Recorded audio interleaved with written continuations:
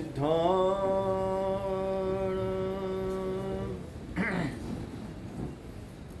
नमो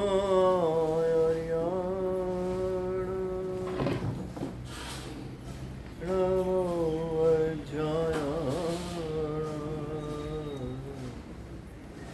नमो लोहे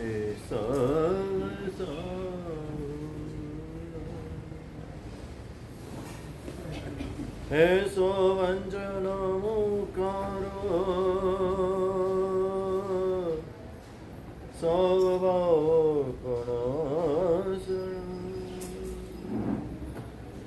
मंगलांच सर्वेशि परमं हरि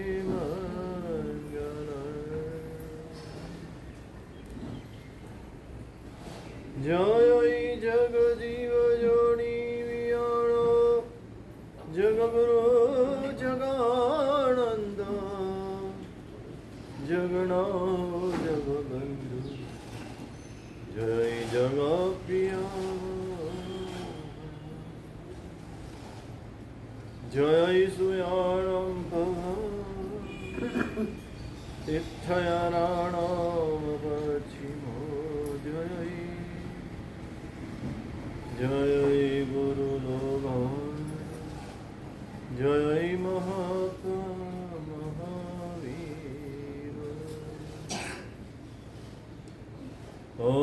ओंकारं बिन्दुसंयुतं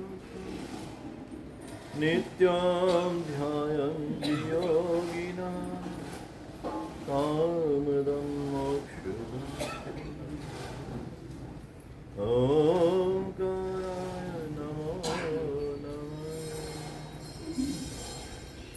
अज्ञानतिमिरान्धानां ज्ञानाञ्जनशलाकया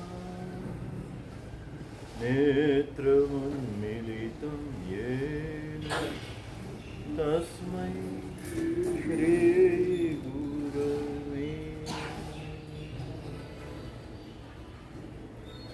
अचिन्त्यचिन्तामणिकल्पशाखिने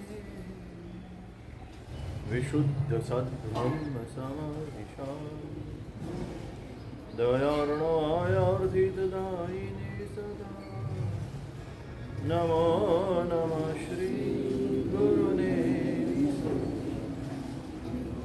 नमो नमः श्री गुरुने नमो नमः श्री गुरुने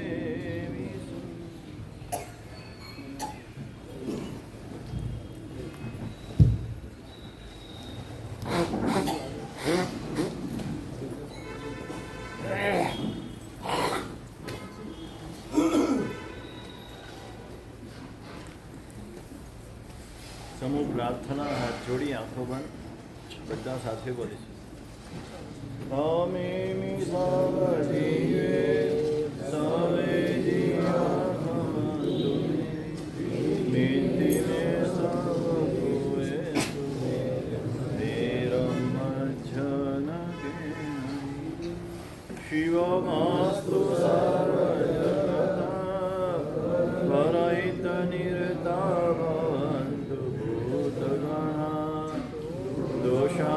दोषाप्रयन्तु नाशं सर्वत्र सुखी भवतु जगतना सौजीवोનું કલ્યાણ સર્વત્ર સર્વજીવ સુખી થાઓ એ ભાવના સાથે વાર નૌકા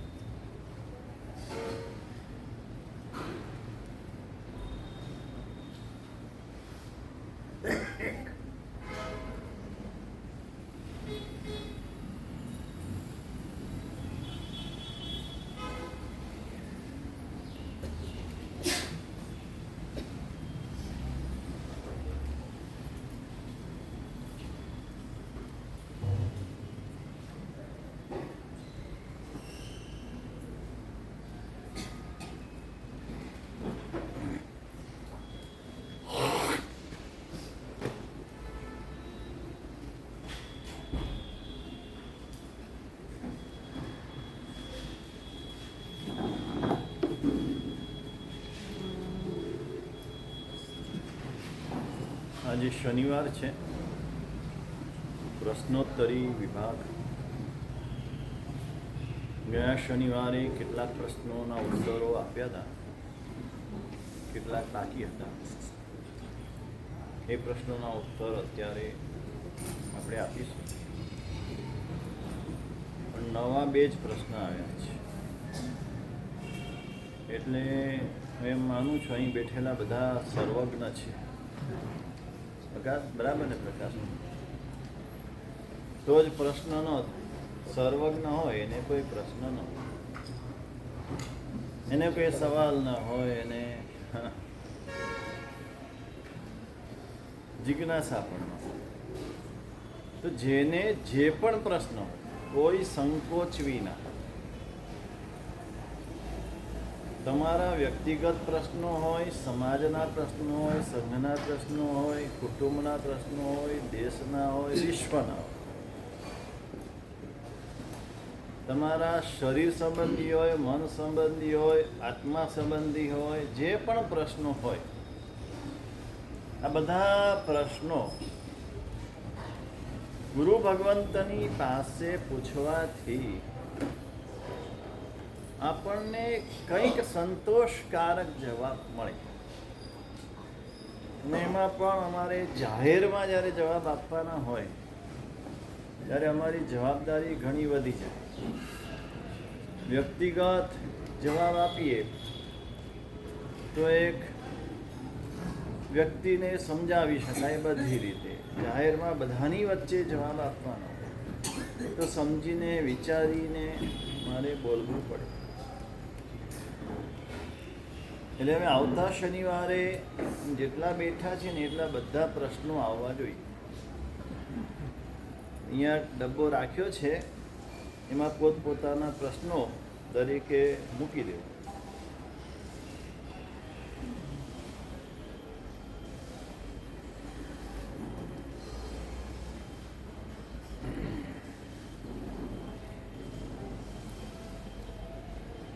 પ્રશ્ન છે,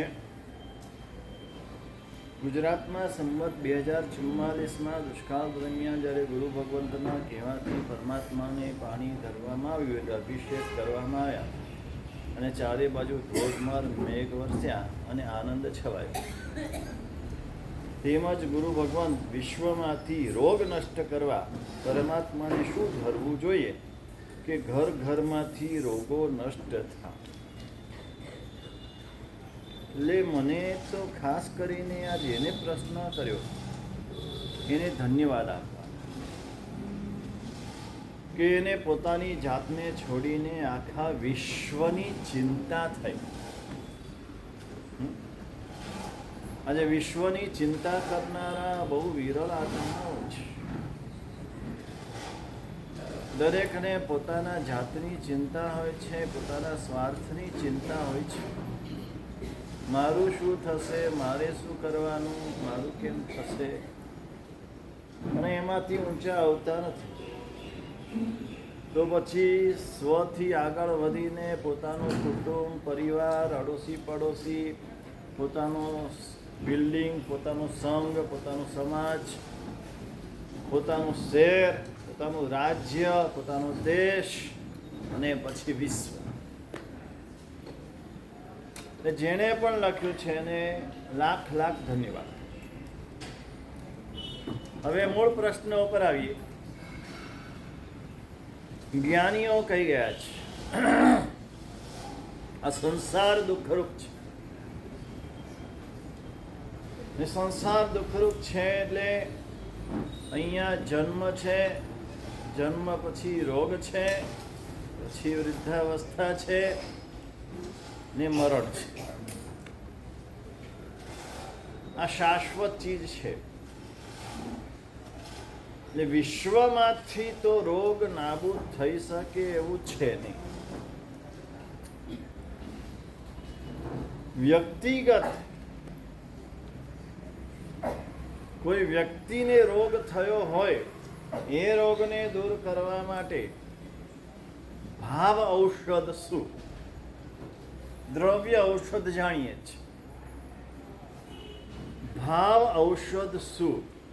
બહુ જ મહત્વની વાત છે. આ ભાવ ઔષધ એવું છે, આપણે રોજ બોલીએ જ, પ્રભુ નામની ઔષધિ ખરા ભાવથી ખાય, રોગ શોક વ્યાપે નહીં, સવી સંકટ મિટ જાય.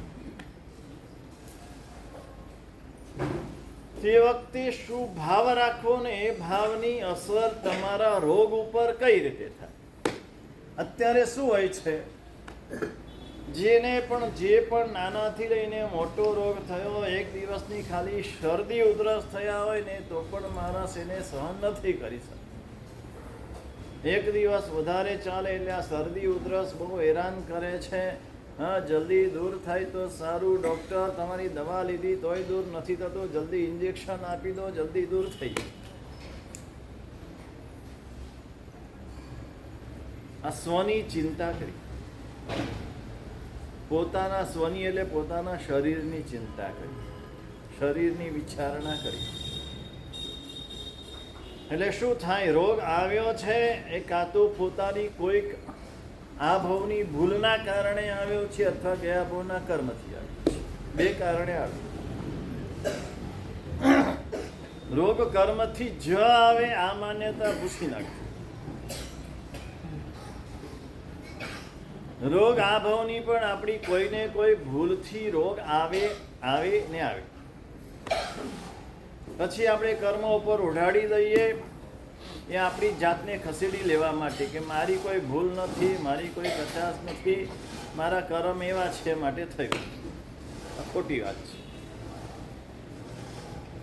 માણસ પહેલા પોતાની જાતને જુએ, મારી શું ભૂલ થઈ. મારી શારીરિક, માનસિક, આહાર વિષયક, વિહાર વિષયક કોઈને કોઈ ભૂલ છે તો જ મને રોગ આવ્યો છે. કેટલાક જ રોગ એવા છે જે કર્મકૃત છે, પૂર્વના કર્મના કારણે આવે છે, અને એમાં કેટલાક જ એવા છે જે નિકાચિત છે, એટલે જે ભોગવ્યા વિના જે ખપતા નથી, એ બહુ જ ઓછા છે. તો જે નિકાચિત નથી તેવા જે કર્મો, એના કારણે આવેલા જે રોગો, ભૂલથી આવેલા રોગો, એ ભૂલ સુધારો તો મટી જાય. હમણાં જ ગઈકાલે હિતશિક્ષા 36માં વાત આવી, અજીર્ણ હોય તો શું કરવાનું વિમલ? ઉપવાસ.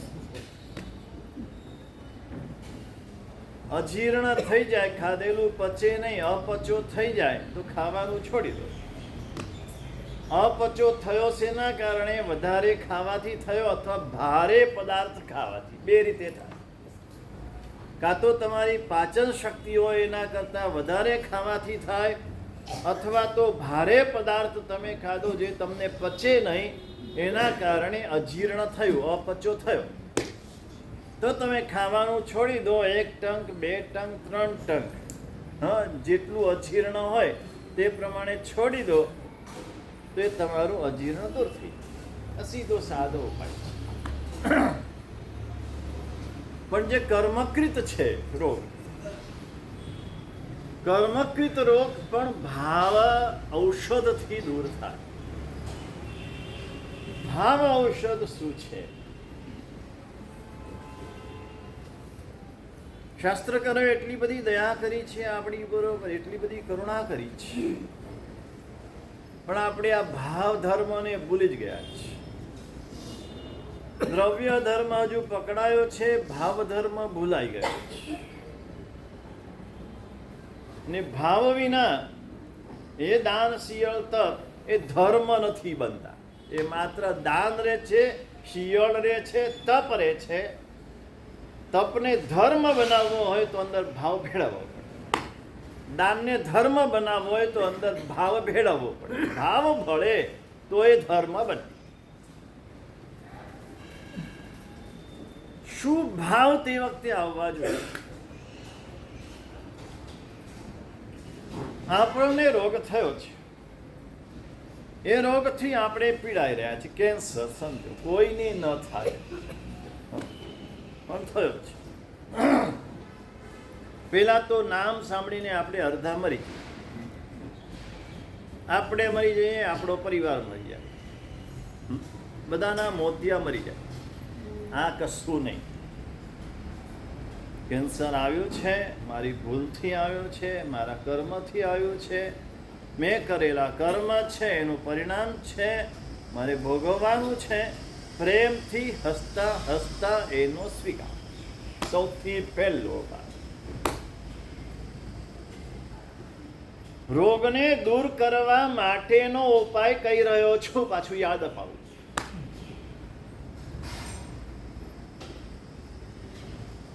હાઈઓય કરશો તો રોગ દૂર નહીં થાય, ટેન્શન કરશો તો નહીં થાય, કારણ કર્મકૃત રોગ છે. તો એ ડોક્ટરની દવાથી પણ નહીં થાય. ડોક્ટરની દવા સપોર્ટિંગ છે, સપોર્ટ કરે માત્ર. સૌથી પહેલો જે પણ રોગ આવ્યો એનો હસતા હસતા પ્રેમથી સ્વીકાર. મેં કરેલા કર્મ છે, એના કારણે આવ્યો છે, મારે ભોગવવાનું છે. સહજ રીતે, જે રીતે કેન્સરનું નામ પડ્યું એની પેલા જીવતો તો એવી રીતે જ જીવે. હા, થોડો ફેરફાર કરે.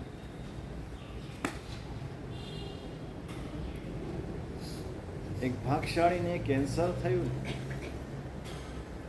જે તરત ગુરુ ભગવાન પાસે આવ્યો. ગુરુ ભગવાન, આપની કેટલી બધી કૃપા થઈ. એ ભગવાન, આપની અઢળક કૃપા વરસી રહી છે કે મને કેન્સરનું નામ પડ્યું. નામ પડ્યું તો ખબર પડી હવે મૃત્યુ નજીક છે, એટલે મૃત્યુની શું તૈયારી કરવી હવે હું આજથી કરવા માંડીશ.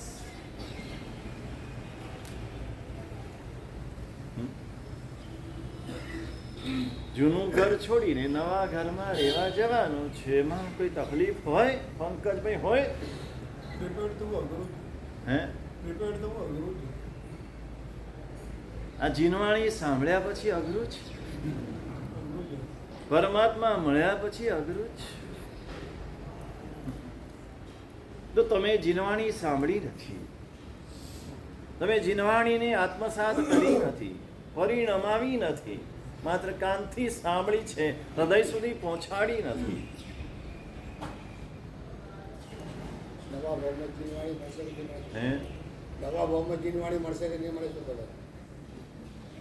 જો જીનવાણી અહીંયા બરાબર શ્રદ્ધાપૂર્વક સાંભળ્યું હોય તો નવા ભવમાં નહીં, જેટલા ભવ કરવા પડે એટલા દરેક ભવમાં જીનવાણી મળે મળે ને મળે. આ શ્રદ્ધા જન્મી. પોતાને કરેલો ધર્મ એક શ્રદ્ધા ઉપજાવે. મેં જે ધર્મ કર્યો છે બરાબર શુદ્ધ કર્યો છે, પ્રભુની આજ્ઞા પ્રમાણે કર્યો છે, તો કર્મ સત્તા ગમે તેવી હશે, મને મારા દેવગુરુ ધર્મ અવશ્ય મળશે જ. અને મળશે જ વિશ્વાસ હોય તો નવા ઘરમાં જવાનું કોઈ દુઃખ ના હોય. જઈશ તો પ્રભુ પાસે જઈશ, રહીશ તો પ્રભુના કામ કરીશ. આ તૈયારી. એ ભાઈએ એ દિવસથી જીવન બદલી કાઢ્યું. વેપાર, ધંધો, રોજગાર, વ્યવહાર બધું બંધ કરી દીધું. સ્ટોપ. કઈ ઉંમર 80 ની થઈ ગઈ નથી, 50 આસપાસની ઉંમર હતી. પરિવાર લઈને બેઠેલો. જે કરવાનું છે આજથી કરવાનું છે, હમણાંથી કરવાનું છે. પ્રભુએ આ મને ચિઠ્ઠી મોકલી આપી કે બસ હવે થોડા વખત પછી તારું મૃત્યુ છે. આ મને ખબર પડી ગઈ. આ પ્રભુની કેટલી મોટી કૃપા.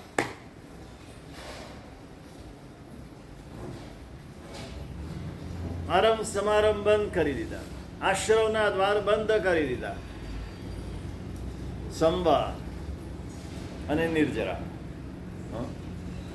બસ બે જ કાર્ય કરવા અને મૃત્યુની તૈયારી આરંભી દઈ.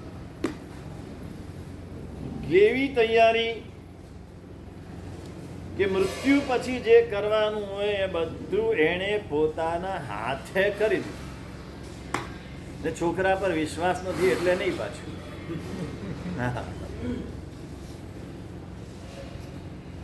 એણે પ્રાર્થના સભાનો હોલ નોંધાવી દીધો, એમાં પૈસા ભરી દીધા.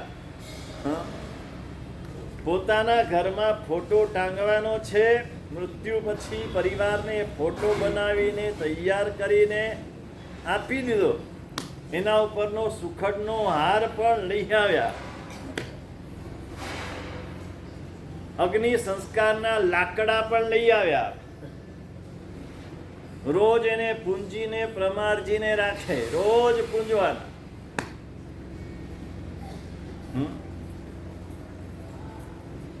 એને અગ્નિ સંસ્કાર માટેની જે સામગ્રી જોઈએ ને બધી સામગ્રી પણ લઈ આવ્યા.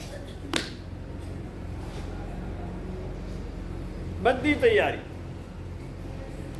બહારગામ જવાનું હોય ને જે રીતે તૈયારી કરીએ જયંતીલાલ, મોટો બેગ ભરીએ ને આમ, એવી રીતની બધી જ તૈયારી કરી દીધી. અને જીવન આખું પરિવાર.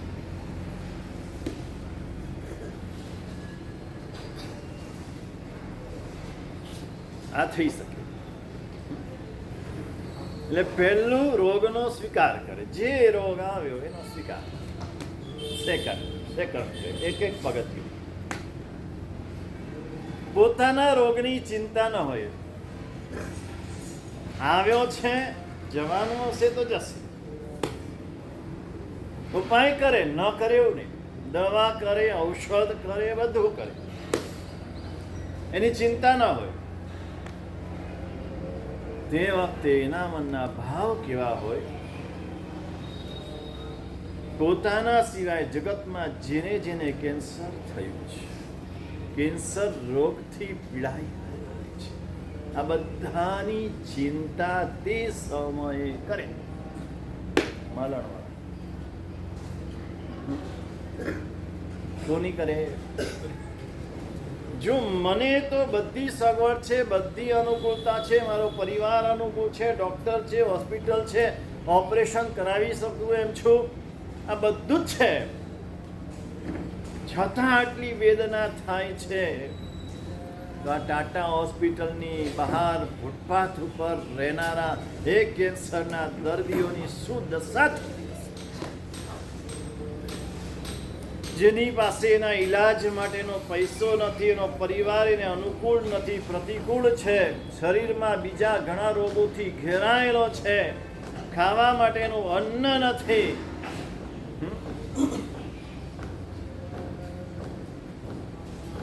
આ જગતમાં કેન્સર થયેલા જીવો કેટલા પીડાતા હશે, કેટલું દુઃખ થતું હશે. ભગવાન એ બધાનું દુઃખ દૂર કરજે.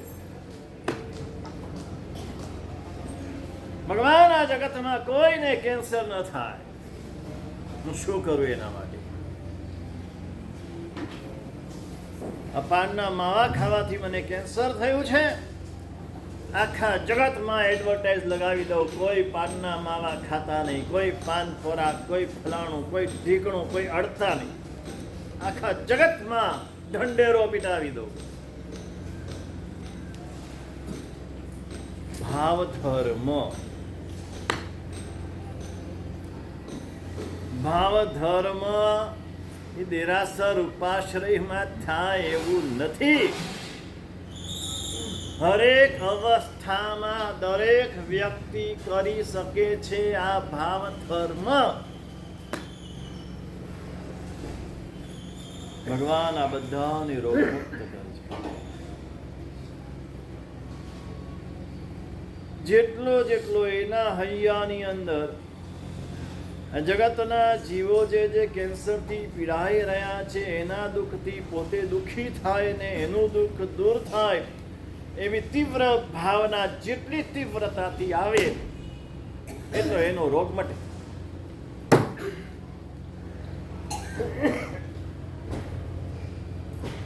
માત્ર રોગ માટેની વાત નથી. જગતમાં જે કંઈ આધિ વ્યાધિ ઉપાધિ આમ રહી છે ને, તમારી વાત મને આવ્યા કરે છે મગજમાં. આમ બધા મંદી કરે છે. આ મંદી દૂર કરવાનો ઉપાય પણ આ જ. મારી પાસે તો પહેલાનું કમાયેલું ઘણું બધું છે. આ 1 વર્ષ 2 વર્ષ નહીં, 3 વર્ષ મંદી ચાલે ને તોય મને દાળ રોટીમાં કોઈ તકલીફ પડે એવી નથી. મારે ફાટેલા સાંધેલા સીવેલા કપડાં પહેરવા પડે એવું નથી. મારે ઘર છોડીને ઝૂંપડામાં જવું પડે એવું નથી. તો જેની પાસે આમાંનું કંઈ નથી, જે રોજના પેલા પડીકા વેચે, મહિને 15,000 20,000 25,000 કમાતો હોય, પડીકા વેચીને પાસે કોઈ મૂડી ન હોય, ભાડાના ઘરમાં રહેતો હોય, એના દ્વારા એનું ઘર ચાલતું હોય, આ બધા જીવોની શું દશા થતી હશે? મેં 50 લાખ ઓછા કર્યા એની ચિંતા ન હોય, મેં કરોડ ઓછા કર્યા એની ચિંતા ન હોય, કારણ મારી પાસે 5 કરોડ પડ્યા જ. આ બચારા જીવોનું શું થતું હશે? આ દુનિયામાં કેટલાય જીવો એવા હશે જે જીવોનો વેપાર ન ચાલતો હોય. પેલો રિક્ષાવાળો, આપણા જૈન રિક્ષાવાળા, કેટલાય જૈનો રિક્ષા ફેરવે છે. લોન ઉપર રિક્ષા લઈને લોનના હપ્તા ચૂકવીને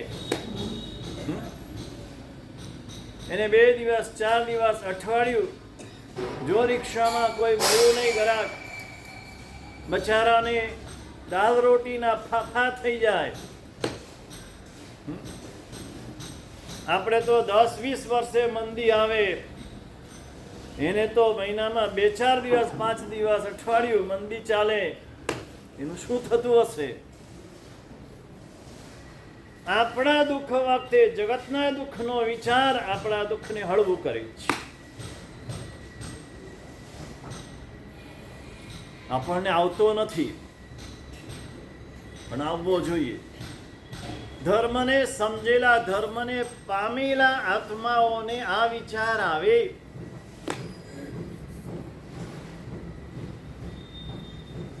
જે તમે જગત માટે વિચારો છો, જે તમે જગતને આપો છો, એ તમારી સાથે બને છે.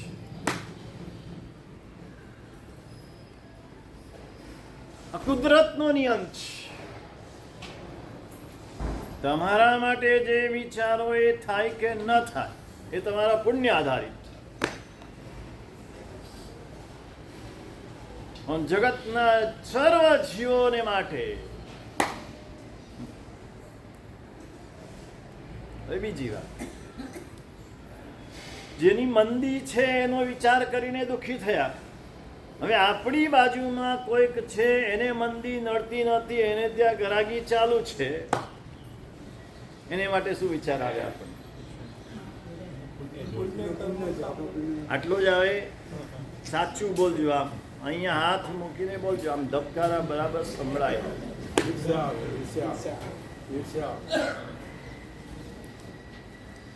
સરળ આત્મા છે, કિંમત વાળા સરળ આત્મા છે. જે છે સ્વીકાર કરી લીધો. એની ઈર્ષા થાય, જોયું આને ત્યાં તો લાઈન લાગે છે, તો કોઈ દાડો દેરાસરમાં જોયો નથી, કોઈ દાડો ઉપાસરીમાં જોયો નથી, ધર્મ કરતો નથી, એને કોઈ મંદી નથી. એને ત્યાં આવું છે, કેમ મારે ત્યાં આવું? એને જ મને નજર લગાડી લાગે છે, એને જ બાંધી દીધું લાગે છે. જોજો ક્યાંથી ક્યાં આપણો વિચાર પહોંચે. આ બધું તમારા જે ઉદિત કર્મ છે એને ગાઢ કરનારા વિચાર છે. તે વખતે એનું સુખ જોઈને તમને સુખ થવું જોઈએ. જેવી આણે કીધું, આ માલણ વાળા એને કયા ભાવમાં પુણ્ય કર્યું છે તો એને મંદી નથી નડતી, એને તેજી છે. મેં પુણ્ય નથી કર્યું માટે મારી આ દશા છે, એનો જ અધિકારી છે. એ પુણ્ય કરીને આવ્યો છે, બહુ સારું છે. આ બંને વિચાર, દુઃખીના દુઃખને જોઈને દુઃખી થાવ, સુખીના સુખને જોઈને સુખી થાવ, તો તમારું કર્મ હળવું થાય. જે બેને જે ભાઈએ ખબર નથી, જેને પ્રશ્ન કર્યો હોય, રોગ મુક્તિ માટે, આ માત્ર રોગ મુક્તિ માટેની વાત નથી. જગતના કોઈ પણ પ્રકારના દુઃખો, એ દુઃખથી મુક્તિ જોઈતી હોય તો એના માટેનો ઉપાય આ જ છે. બીજો ઉપાય નથી, અને આનાથી થાય જ. આ ભાવધર્મ છે ને, ભાવધર્મની શક્તિ છે કે નિકાચિત કર્મને પણ હળવા કરે છે. તવસા નિકાયાણંપી, તપ એટલે કયું તપ? તો કે જે કઈ પરિસ્થિતિ નિર્માણ થાય તે પરિસ્થિતિનો કોઈને વાંક આપ્યા વિના, કોઈનો દોષ કાઢ્યા વિના મારા જ કર્મનો ઉદય છે એમ સમજીને હસતા હસતા સ્વીકાર કરવો, એ આભ્યંતર તપ છે. અને એ આભ્યંતર તપની શક્તિ છે કે તમારા કર્મને હળવા કરે. મંદળ ભાવા બધા તીવ્ણ ભાવ કુણૈતા જેવ અસુવાવ નિરણ બંધાવ કુણૈ તીવ્વાવ બંધાવ. ઉપદેશ માલાની ગાથા છે. તીવ્ર ભાવના બાંધેલા કર્મને મંદ ભાવના કરે, મંદ ભાવના બાંધેલા કર્મને તીવ્ર ભાવના કરે. આ શાસ્ત્રની વાત છે, મારા ઘરની વાત નથી, એટલે હું ગાથા બોલું.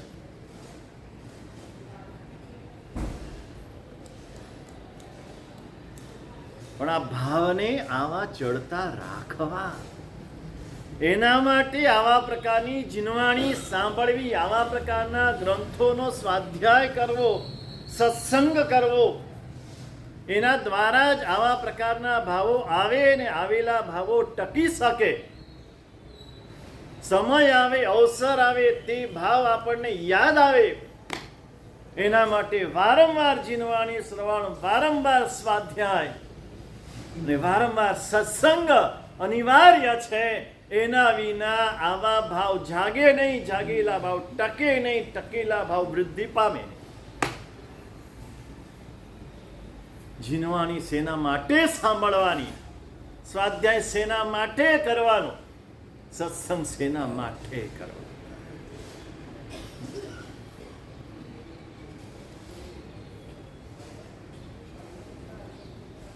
એટલે સૌથી પહેલું આ છે.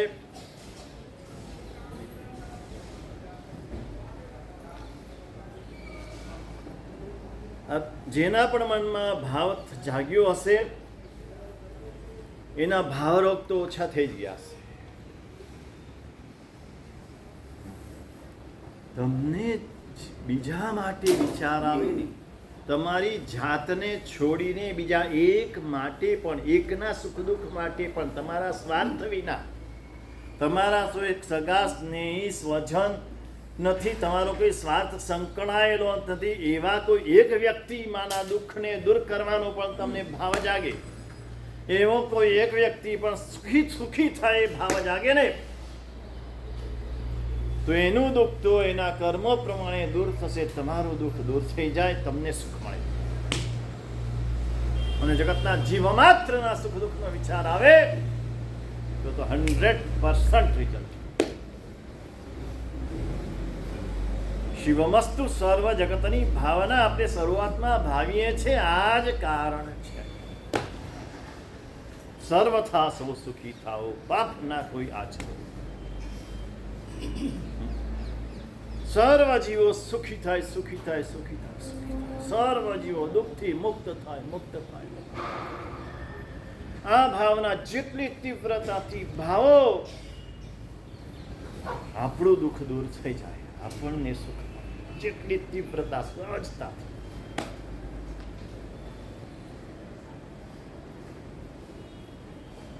બીજો સવાલ એમનો જ છે. 4 સવાલ છે. ખમાસમણામાં કરજોડી મુદ્રા બતાડી. તો જ્યારે પરમાત્મા સામે જઈએ ત્યારે પણ વંદન કરતા આ જ મુદ્રા હોય કે જયવિરાય સૂત્રમાં 2 આંગળી વચ્ચે આંગળીના જોડાણની મુદ્રા આવે છે કે કરજોડી મુદ્રા આવે, 5 આંગળીઓ ભેગી આવે કે જોડા આવે. 2 પ્રકારની મુદ્રા છે. આપણે એક આ આંગળીઓનું જોડાણ છે અને એક આ કરજોડ. જ્યારે દર્શન કરીએ છીએ તે વખતે કરજોડ મુદ્રા છે. 2 હાથ જોડવાના છે, 10 નખ ભેગા કરવાના છે અને મસ્તકે ધરવાના છે. કલ્પસૂત્રની અંદર વારંવાર આ વાત લખી છે. મથ્થે શિષ્યાંજલિ કટ્ટુમ એવમ વયાસી. મસ્તકે અંજલિ કરીને આ પ્રમાણે કહે છે. એમ પરમાત્મા પાસે આ સ્વરૂપે જ્યારે પણ દર્શન કરીએ, સ્તુતિ કરીએ ત્યારે કરજોડ મુદ્રા, આ મુદ્રા જે છે એ આપણે ચૈત્યવંદનમાં જયવિરાય સિવાયના જે કંઈ સૂત્રો છે એમાં આ મુદ્રા છે અને જયવિરાયમાં આ મુદ્રા અંજલિ. દરેક વખતે મુદ્રા જુદી જુદી છે ને દરેક મુદ્રાનું એક વિજ્ઞાન છે. આજે તો મુદ્રા વિજ્ઞાનમાં ઘણું બધું સંશોધન થયેલું. મુદ્રા વિજ્ઞાન દ્વારા રોગો દૂર કરવામાં આવે છે. ભગવાન 2500 વર્ષ પહેલા કહી ગયા. આ બધું અત્યારે આપણી સામે આવ્યું પણ આપણે તે મુદ્રા ભૂલી ગયા. કોઈ મુદ્રા એક પણ સાચવતા નથી. દરેક મુદ્રા સાચવવા પાછળના હેતુઓ છે, એના લાભ છે, એના નુકસાન છે. તે મુદ્રામાં તેવા પ્રકારના ભાવો જાગે. જેવી મુદ્રા કરો તેવા પ્રકારના ભાવો જાગે. એટલા માટે ભાવ જગાડવા માટે જ્ઞાનીઓએ દ્રવ્ય મુદ્રા બતાવી છે. એ દ્રવ્ય મુદ્રા દ્વારા ભાવ જાગે. દ્રવ્ય મુદ્રા ભાવ મુદ્રાનું કારણ બને. આપણે જાણીએ છીએ કે આ મુદ્રા શેની છે?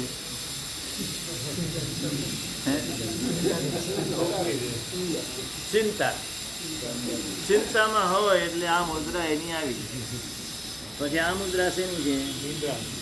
નિદ્રાની. અને આમ ખુરશી ઉપર આમ વ્યાખ્યાન સાંભળે.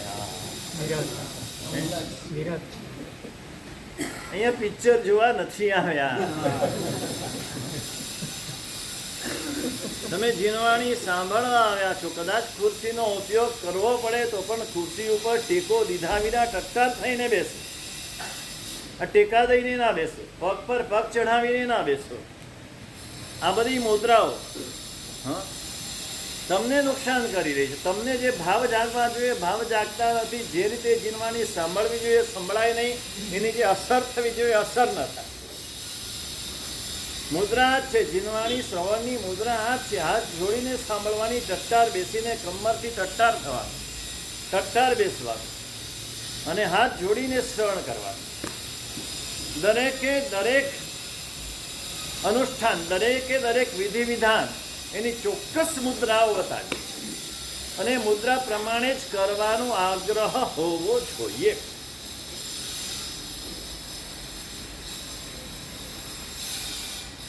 કોઈક વખત અનુકૂળતા ના હોય, વહેલા પૂજા કરવા જવાનું થાય, વ્યાખ્યાન અને પૂજા સાથે કરવા જવાનું થાય તો પરમાત્માની સેવા પૂજા પ્રથમ થાય કે વ્યાખ્યાન પ્રથમ જવાય?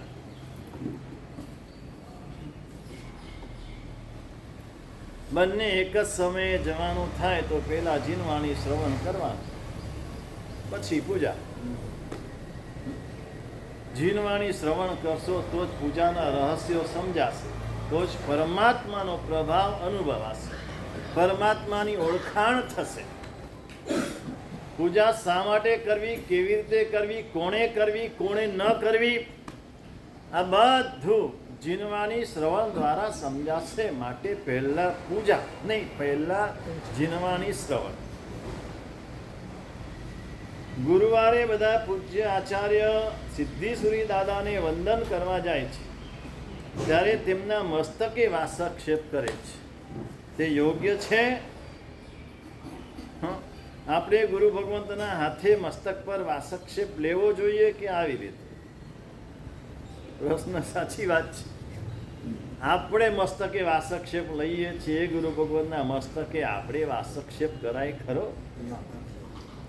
આ પૂજા છે કે આશાતના જ? આ ગુરુની આશાતના કરી રહ્યા છો, એ આશાતના પડતી નથી. એમના જમણા અંગૂઠે જ વાસક્ષેપથી પૂજા કરવાની છે. કોઈ પણ ગુરુ મૂર્તિ હોય, એ ગુરુ મૂર્તિના જમણા અંગૂઠે વાસક્ષેપથી પૂજા કરવાની. ડાબા અંગૂઠે પણ પૂજા ન થાય તો બીજા અંગ ઉપર તો ક્યાંથી થાય? આ બધો વિવેક, આ બધું વિધિ જાણવી જરૂરી છે અને એ પ્રમાણે ઉપયોગ રાખવો જરૂરી છે. આશાતના કરશો તો આશાતનાનું બહુ ખરાબ ફળ તમારે જ ભોગવવું પડશે.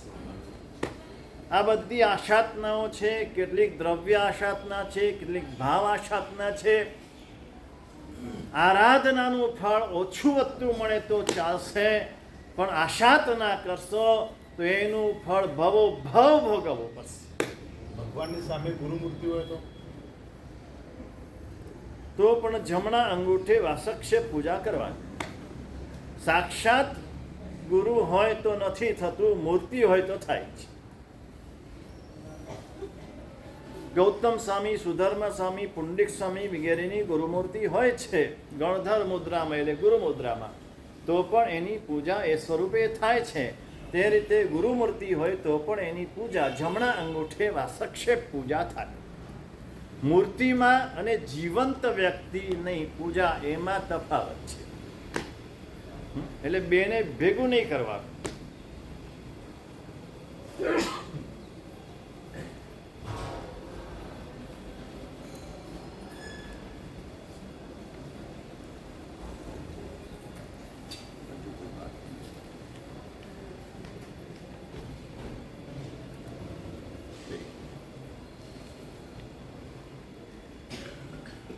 ચીલાતી પુત્ર પંચેન્દ્રિય જીવની હત્યા કરનારને નરક મળે એવું આપે કહ્યું હતું. તો ચીલાતી પુત્ર તો 3 શબ્દથી પામી ગયા, તેને પ્રાયશ્ચિત્ત પણ નથી કર્યું. તો આ કેવી રીતે? પ્રાયશ્ચિત્ત નથી કર્યું એવું નથી. આ જેનું છે એનું જ્ઞાન અધૂરું છે. ઉપશમ વિવેક સંવર 3 શબ્દ સાંભળ્યા પછી અંદર ઉતર્યા છે. જો ભીતર ગયા વો ભીતર ગયા. ભક્તિ યોગાચાર્યનું વચન છે. ભીતર ગયા. આ 3 શબ્દમાં અંદર ઉતરી ગયા. આપણે અંદર ઉતરતા નથી. આપણે બહારને બહાર રહીએ છીએ. આ બહારની જે કંઈ ક્રિયા છે એ બધી અંદર ઉતરવા માટે છે. એટલું યાદ રાખજો. અંદર ઉતરશો તો જ કર્મ નિર્જરા થશે. અંદર ઉતર્યા વિના, અંદર રહ્યા વિના કર્મ નિર્જરા થશે. આ 3 શબ્દ સાંભળ્યા પછી ચિલાતી પુત્ર જે અંદર ઉતરી ગયા ને આપવા બધું છૂટી ગયું.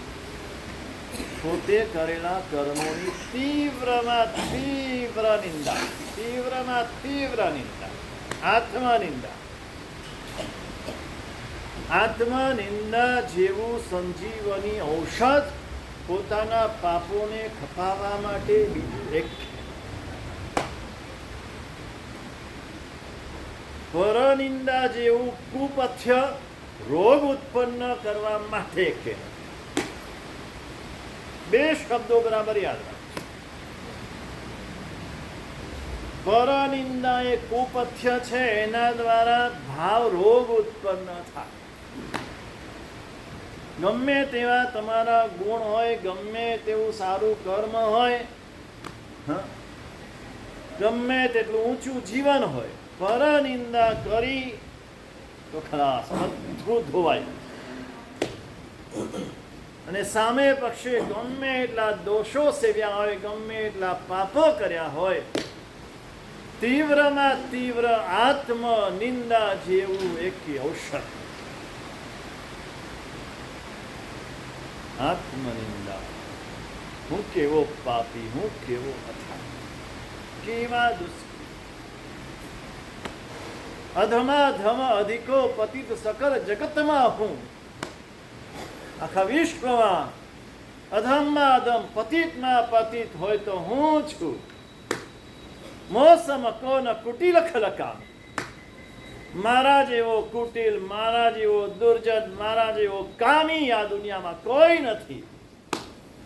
એવી તીવ્ર આત્મ નિંદા, ગાઢમાં ગાઢ, નિકાચિતમાં નિકાચિત કર્મોને પણ ખપાડી. તાકાત ચિલાતી પુત્ર આત્મ નિંદા.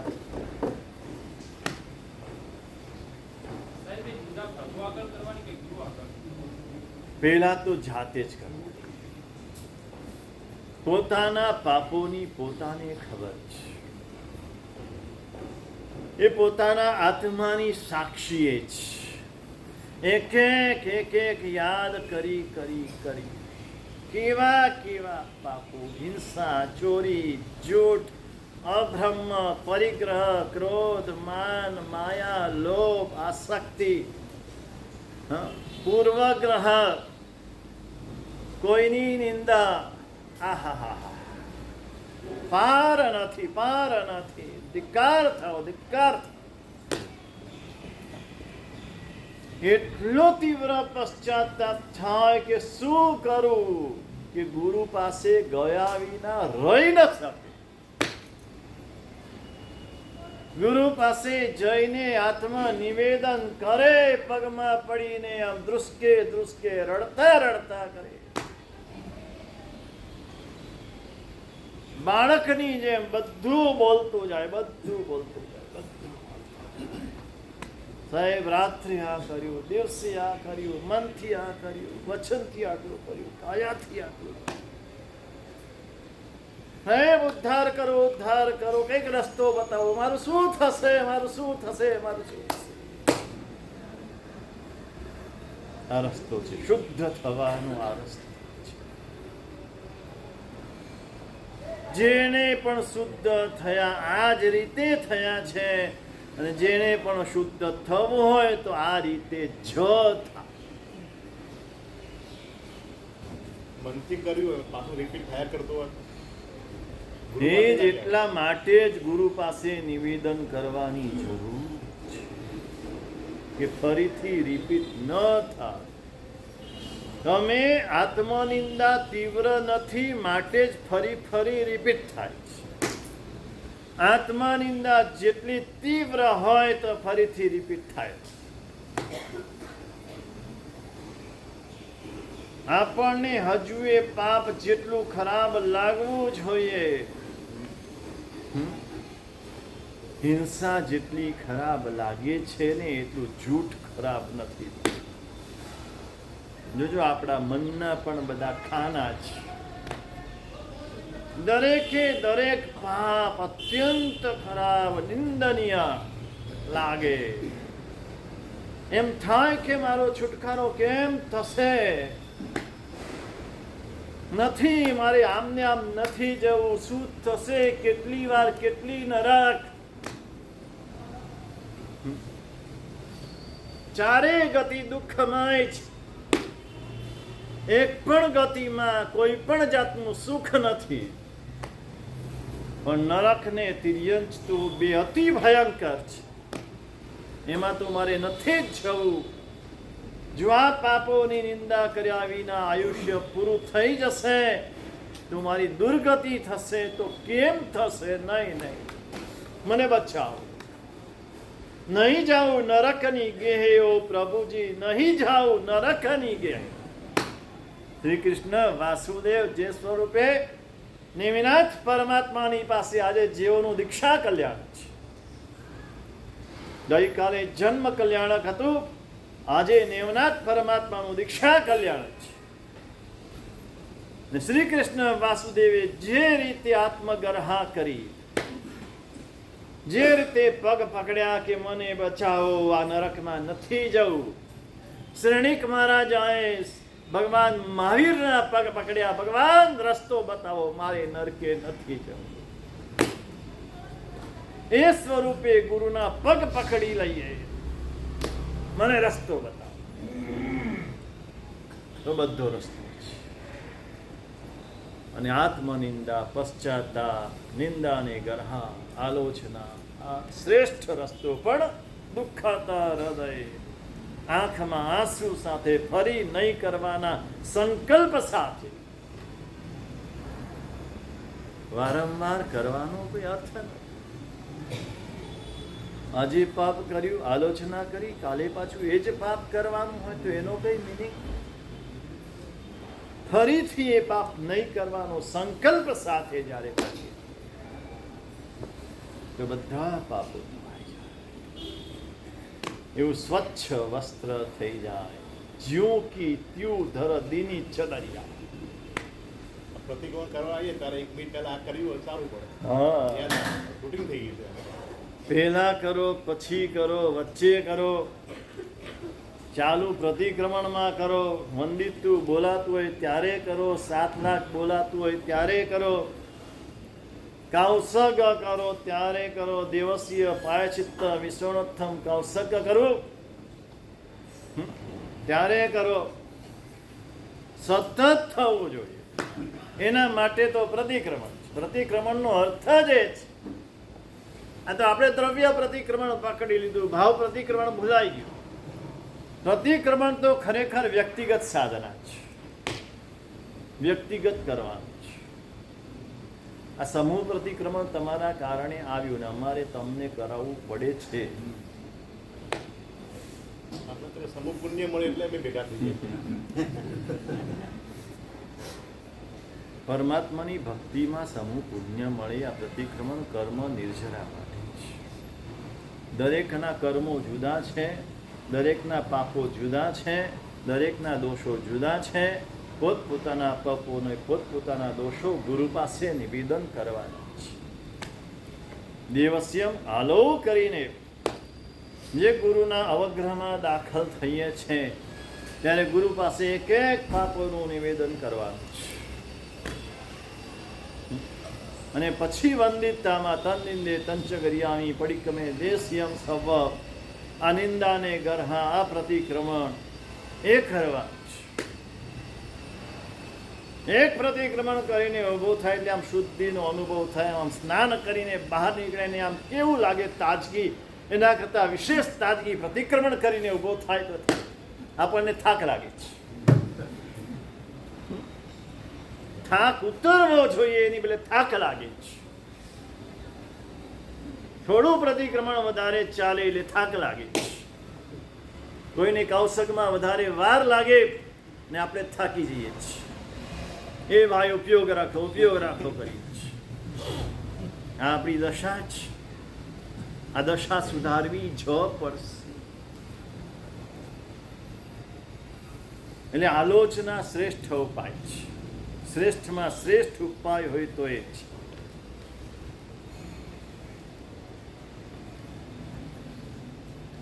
ભાવ જોઈએ તેવા ઉચકાતા નથી. રોજની ક્રિયા મુજબ થઈ ગયું છે. જેમ જમીએ છીએ, સૂઈએ છીએ વગેરે, તો શું પ્રયત્ન કરવો ભાવ લાવવા? ને આપે કીધું કે પાણી ધરવું, પ્રભુએ કેવી રીતે મૂકવું તે સમજાવજો. પીવાનું પાણી ધરવાની વાત કરી હતી.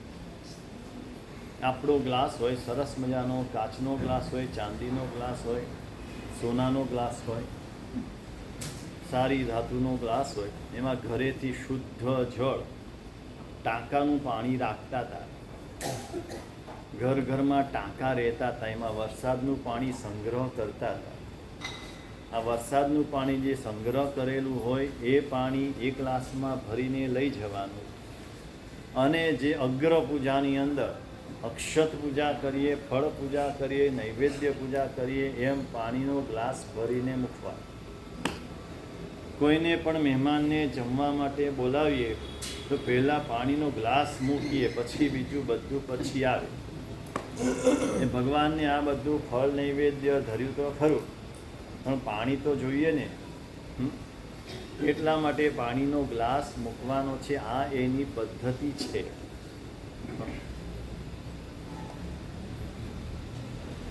આ નીકળી ગયું. કેટલું પૂજા પદ્ધતિમાં જૂનું હતું એ નીકળી ગયું, નવું બધું દાખલ થયું. આ બધું બન્યા કરે છે, સમયે સમયે બન્યા કરે છે. તો એ જાણીએ તો જાણ્યા પછી એ દાખલ કરવું જોઈએ. એ સહેલું છે, સરળ છે, બીજું કંઈ કરવાનું નથી. પહેલાં તો પગ ધોવા માટે પણ ઘરેથી પાણી લાવતા, કદાચ જૂનાને ખબર હશે. દેરાસરના પાણીથી પગ પણ ન ધોવે, કોગળો તો ના કરે, પાણી પીએ તો નહીં જ. પેઢીમાં પીવાય ને નહીં, કાંઈ ન કરે. ઘરેથી પાણી લઈને આવે, એનાથી પહેલાં બહાર પગ ધોવે, પછી અંદર દાખલ થાય. દેરાસરની અંદર કોઈ પણ જાતની ગંદકી ન જોઈએ. આ સંડાસ, બાથરૂમ, આ બધું જે દાખલ થયું ત્યારથી દેવતાઓ આવતા બંધ થઈ ગયા. દેરાસરના પરિસરમાં આવું કશું જ જોઈએ નહીં. સંપૂર્ણ શુદ્ધ બગીચો હોય, સરસ મજાનો, આજુબાજુ ફૂલો પ્રભુને ચડે એવા વાવેલા હોય, એની વચ્ચે પ્રભુનું જિનાલય હોય. જે આવે પોતાને જોઈતા એક કે બે ફૂલ એમાંથી છૂટે અને પુષ્પ પૂજા, તાજા તાજા પુષ્પોથી પ્રભુની પુષ્પ પૂજા કરે. આવી વ્યવસ્થા આપણે ત્યાં હતી. અને પાણી પણ ઘરેથી લાવતા. તો દૂધ કે સુખડ કે ચંદન, કેસર, ધૂપ, દીપ, આ બધું ઘરેથી આવતું. દેરાસરમાં માત્ર પરમાત્મા હોય અને એની દરેક પોતાની શક્તિ પ્રમાણે પૂજા કરતા. એટલે પગ ધોવાનું પણ ઘરેથી લાવવાનું, આ ધરવાનું પણ ઘરેથી લાવવાનું. હવે એ લખે છે કે ભાવ નથી આવતા. પાછું એમ લખે છે કે જમીએ છીએ, સૂઈએ છીએ. મારે એમને પ્રશ્ન કરવો છે કે જમતી વખતે ભાવપૂર્વક જમો છો કે ભાવ વિના? સૂઈ જાઓ ત્યારે ભાવથી સૂઈ જાઓ છો કે ભાવ વિના? રોજ જમવાનું છે છતાં આપણે ભાવપૂર્વક જમીએ છીએ. જમવામાં આનંદ આવે છે, જમવામાં મજા આવે છે. એમાં આપણને ભાવતું મળે, આપણા ટેસ્ટનું મળે તો આપણને વધારે મજા આવે છે. તો જો રોજ ખાવાનું છે, રોજ નાહવાનું છે, કેટલાકને નાહતા અડધો અડધો કલાક થાય, કેટલાકને દાઢી કરતા અડધો કલાક થાય. રોજ દાઢી કરવાની, અને અડધો કલાક આમ ધીરે ધીરે ધીરે આમ કસી કસી કસી. બધા દાઢી વાળાને તો વાર જ લાગે.